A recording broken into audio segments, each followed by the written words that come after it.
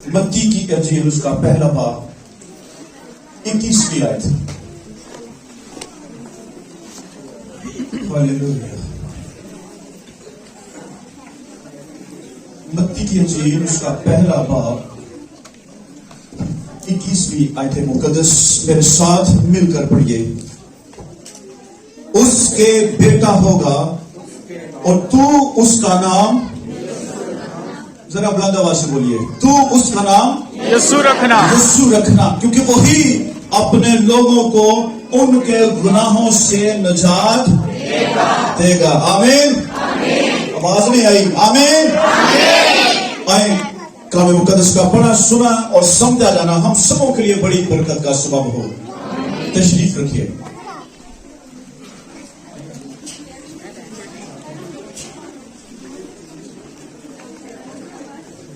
मत्ती की इंजील में हमने भी पढ़ा, उसके बेटा होगा और तू उसका नाम यीशु रखना, क्योंकि वही अपने लोगों को उनके गुनाहों से निजात देगा।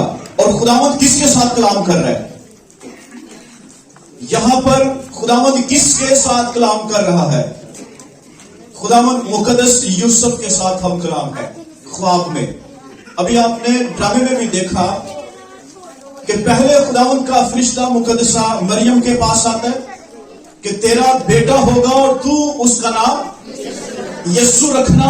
और फिर मुकद्दस फरिश्ते मुकद्दस यूसुफ के पास आते हैं कि उसके बेटा होगा और तू उसका नाम यीशु रखना। लेकिन यशाया में जिस बात का जिक्र है वहां पर नाम यीशु नहीं कहा गया। आए एक और वादा पढ़ते हैं। यशाया की किताब उसका 7वां बाब 14वीं आयत में यूं लिखा है, लेकिन खुदावंद आप तुमको एक निशान बख्शेगा, देखो एक कुंवारी हामला होगी और बेटा पैदा होगा और वो उसका नाम इम्मानुएल रखेगी। सोचिसो, सिर्फ 5 या 6 मिनट लगेंगे, ध्यान से सुनिए। जो नबूवत की गई यशाया नबी की मार्फत, उसमें पैगाम यह मिलता है कि कुंवारी हामला होगी, बेटा जनेगी और उसका नाम क्या रखेंगे? इम्मानुएल। लेकिन मेरे अजीजों, जब वक्त आता है कि बेटे की पैदाइश हो, कुंवारी हामला हो, कुंवारी बेटा जने, तो उसका नाम वहां पर क्या रखा जाता है? बोलिए जरा, यीशु। नबूवत क्या हो रही है? उसका नाम इम्मानुएल रखना। लेकिन जब वक्त आता है तो फरिश्ता मुकद्दसा मरियम के पास भी आ जाता है और मुकद्दस यूसुफ के पास भी, तो आकर क्या कहता है कि उसका नाम यीशु रखना। शायद दोनों ने पढ़ा होगा, जरूर पढ़ा होगा, मेरा ईमान है कि जो बेटा पैदा होगा, जो कुंवारी से पैदा होगा, उसका नाम इम्मानुएल रखा जाएगा। तो जब मुकद्दसा मरियम को कहा गया कि तू हामला होगी और तेरे बेटा होगा और तू उसका नाम यीशु रखना, वो तो सोच में पड़ गई होगी है, मैंने तो यही सुना है, यही पढ़ा है कि उसका नाम इम्मानुएल रखना। तो आज खुदावंद का फरिश्ता मुझे क्यों कह रहा है कि उसका नाम यीशु रखना? उधर मुकद्दस यूसुफ को भी यही पैगाम मिलता है कि उसका नाम यीशु रखना। तो मेरे अजीजों, दोनों ने आपस में बातचीत की होगी। मुकद्दसा मरियम कहती होगी, यूसुफ क्या तेरे साथ भी खुदा ने कलाम किया है कि बेटे का नाम क्या रखना है? तो उसने कहा, हाँ मेरे साथ खुदा ने कलाम किया है कि उसका नाम, आवाज आपकी आनी चाहिए, उसका नाम यीशु रखना। और मरियम कहती है, हाँ मेरे साथ भी खुदावंद के फरिश्ते ने कलाम किया है कि उसका नाम यीशु रखना। और एक ज़हन में बात रखिए, हमारे घरों में लड़ाइयां पड़ जाती है नाम रखने से। दादी का नाम होर, नानी का नाम होर, मासी फूफी ताई चाचे बाबिया का नाम होर, ते मां प्यो का नाम होर। बेटा पैदा हो गया, बेटी पैदा हो गई, तो लड़ाई झगड़े शुरू। और मैंने देखे अपनी जिंदगी में लोगों की तलाकें हो जाती है बच्चों के नाम रखने से। लेकिन यहां पर जिस बच्चे का जिक्र किया गया है दोनों को पैगाम मिल गया है, मां को भी और बाप को भी, कि उसका नाम क्या रखेंगे? यीशु उसका नाम रखना। और मुकद्दस यूसुफ को क्लियर बता दिया गया कि क्यों उसका नाम यीशु रखना, क्योंकि वही अपने लोगों को उनके गुनाहों से निजात देगा। और मेरे चीजों, इमैनुअल का मतलब क्या भाई? हाँ, ऊंची बोले जरा, खुदा हमारे साथ। तो फिर इस नाम को क्या था, क्यों नहीं रखा गया इमैनुअल?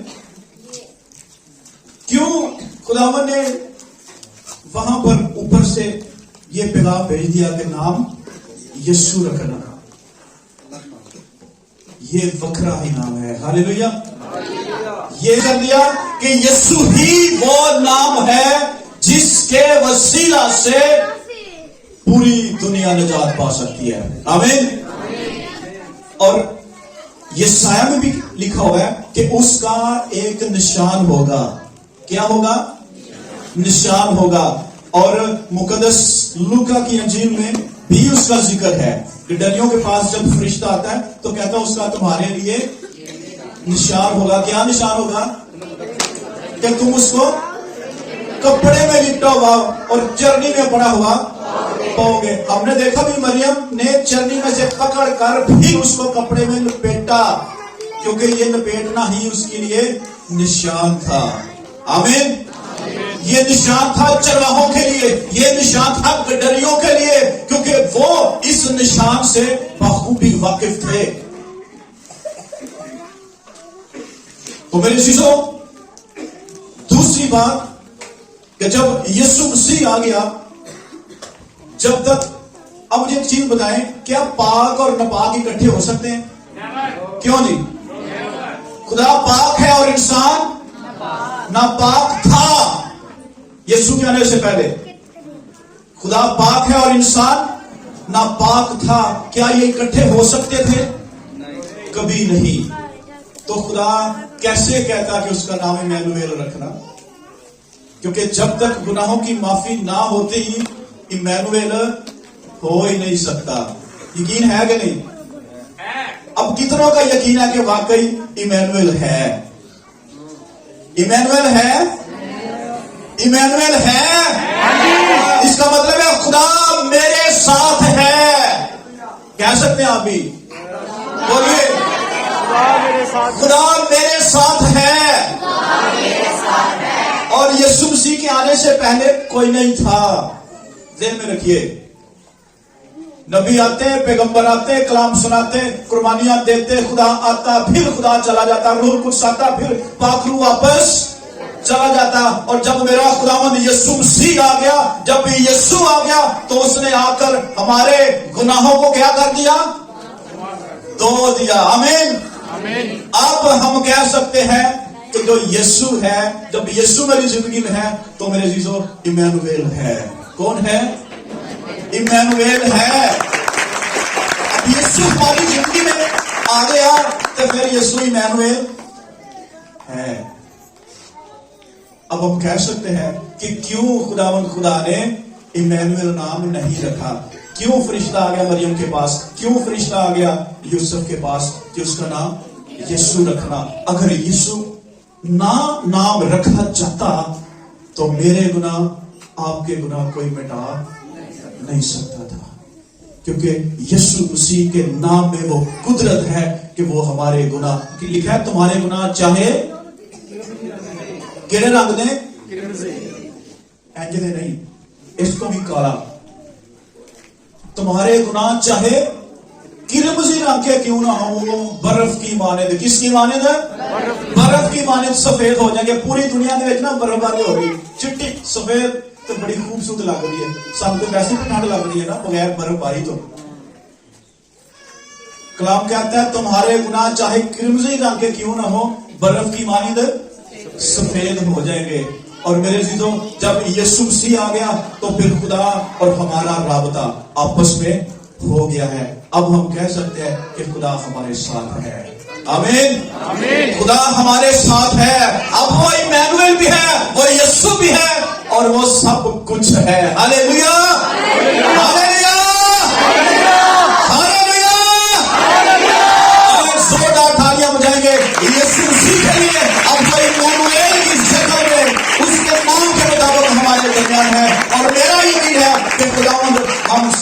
के साथ है। हालेलुया। फिर यीशु के लिए तालियां देंगे और उसके बाद आनंद करेंगे। जोरदार तालियां देंगे यीशु के लिए।